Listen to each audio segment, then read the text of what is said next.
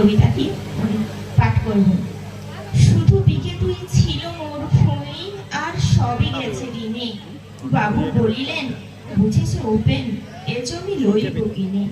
কহিলাম আমি, তুমি ভূস্বামী, ভূমির অন্ত নাই।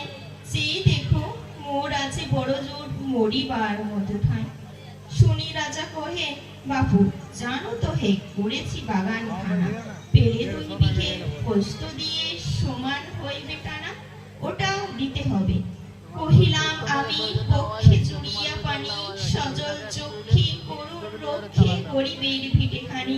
সপ্তপুরুষ যেথায় যে মাটি সোনার ভাড়া, দৈন্যের দায় বেচি বুঝে মাই, এমনি লক্ষ্মী ছাড়া। আঁখি করি লাল, রাজা ক্ষণকাল রহিল মৌন ভাবে। কহিলেন শেষে তোর হাসি হেসে, আচ্ছা সে দেখা যাবে। পরে মাস দেড়ে ভিটে মাটি ছেড়ে বাহির হইল পথে।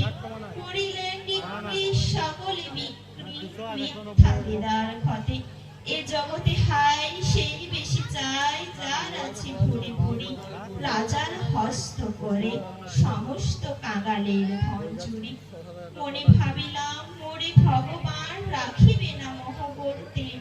তাই লিখে দিল বিশ্ব লিখি 2 বিঘার পরিবর্তে।